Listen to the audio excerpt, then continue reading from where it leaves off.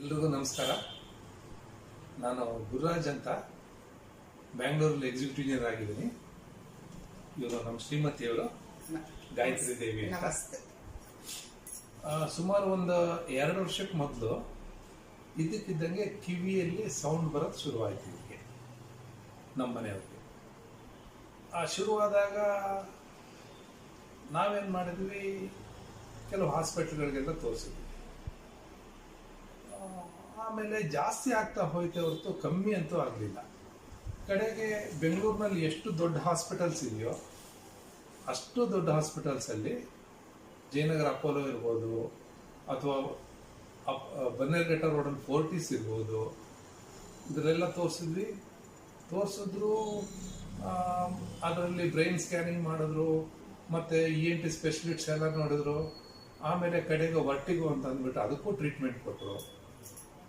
ಕಡೆಗೆ ಯಾವುದಕ್ಕೂ ಸುಮಾರು 1 ವರ್ಷ ಇಷ್ಟೆಲ್ಲ ನಾವು ಅಲ್ದಾಡಿದ್ರು, ಏನೂ ಆಗಲಿಲ್ಲ. ಕಡೆಗೆ ಏನು ಮಾಡೋದು ಅಂತ ನಮಗೂ ಅರ್ಥ ಆಗಲಿಲ್ಲ. ಆಮೇಲೆ ತಾತುಗುಣಿಯಲ್ಲಿ ನಮ್ಮ ಸ್ನೇಹಿತರೊಬ್ರು ಇದ್ದಾರೆ. ನಮ್ಮ ಸ್ನೇಹಿತರು ಹೆಸರು ಕೃಷ್ಣಪ್ಪ ಅಂತ. ಅವ್ರು ಏನು ಮಾಡಿದ್ರು, ಸರ್ ನೀವು ಅಲ್ಲಿ ಇಲ್ಲಿ ಹೋಗೋ ಬದಲು ನಮ್ಮಲ್ಲಿ ಡಾಕ್ಟರ್ ವಿಕ್ರಮ್ ಅಂತಿದ್ದಾರೆ, ಅವರು ಶ್ರೀ ಶ್ರೀ ಶ್ರೀ ರವಿಶಂಕರ್ ಗುರೂಜಿ ಅವರ ಆಶ್ರಮಕ್ಕೆ ಸಂಬಂಧಪಟ್ಟಂಗೆ ಡಾಕ್ಟರು, ಒಂದು ಸರಿ ಯಾಕೆ ತಾವು ತೋರಿಸ್ಬಾರ್ದು ಅಲ್ಲಿ ಅಂತ ಕೇಳಿದ್ರು. ನಾನೇನು ಮಾಡಿದೆ, ಸೀದಾ ಮಾರ್ಚ್ 15ನೇ ತಾರೀಕು ನನಗೆ ಡೇಟ್ ಕೊಡೋದು ಜ್ಞಾಪಕ ಇದೆ, 2020ನೇ ಇಸ್ವಿ ಡಾಕ್ಟರ್ ಹತ್ರ ಕರ್ಕೊಂಡೋದೆ. ಆಮೇಲೆ ಎಲ್ಲ ನೋಡಿದ್ರು, ಚೆಕ್ ಮಾಡಿದ್ರು, ಕಿವಿ ಎಲ್ಲ ಚೆಕ್ ಮಾಡಿದ್ರು. ಆಮೇಲೆ ಎಲ್ಲ ಚೆಕ್ ಮಾಡಿಬಿಟ್ಟು ಅವ್ರಿಗೆ ಮೆಡಿಸಿನ್ಸ್ ಬರ್ಕೊಟ್ಟು, ಆಯುರ್ವೇದಿಕ್ ಮೆಡಿಸಿನ್ಸ್ ಬರ್ಕೊಟ್ಟು. ಜಸ್ಟ್ ಒಂದು ತಿಂಗಳವರೆಗೂ ಬರ್ಕೊಟ್ರು. 1 ತಿಂಗಳಾದ್ಮೇಲೆ ಮತ್ತೆ ಹೋದ್ವಿ. ಅಷ್ಟೊತ್ತಿಗೆ ನಮಗೆ ಒಂದು 50% ಕಮ್ಮಿ ಆಗಿತ್ತು. ಆಮೇಲೆ ಮತ್ತೆ ಮೆಡಿಸಿನ್ ಬರ್ಕೊಟ್ರು.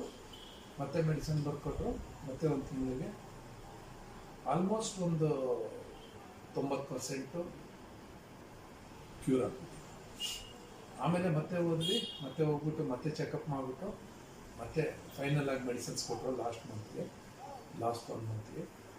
ಆವಾಗ ಆಲ್ಮೋಸ್ಟ್ ಅವ್ರಿಗೆ 99%, 100% ಅಂದ್ರೂ ತಪ್ಪಾಗೋದಿಲ್ಲ, ಕ್ಯೂರ್ ಆಗಿದೆ. ನಮಗೆ ಭಾಳ ಆಶ್ಚರ್ಯನೂ ಆಯಿತು, ಮತ್ತು ಭಾಳ ಸಂತೋಷನೂ ಆಯಿತು. ನಾವು ಡಾಕ್ಟರ್ ವಿಕ್ರಮ್ ಅವ್ರಿಗೆ ಯಾವ ಥರ ನಾವು ನಮ್ಮ ಕೃತಜ್ಞತೆಗಳನ್ನು ತಿಳಿಸ್ಬೇಕಂತ ನನಗೆ ಗೊತ್ತಾಗಲಿಲ್ಲ. ಆದರೂ ನಾನು ಈ ವಿಡಿಯೋ ಮುಖಾಂತರ ನಾನು ಅವ್ರಿಗೆ ಕೃತಜ್ಞತೆಗಳನ್ನು ಸಲ್ಲಿಸ್ತಾ ಇದ್ದೀನಿ, ಮತ್ತು ಅವರಿಗೆ ಮತ್ತು ಅವರ ಟೀಮ್ಗೆ ನಾನು ಅಭಿನಂದನೆಗಳನ್ನು ಸಲ್ಲಿಸ್ತಾ ಇದ್ದೀನಿ.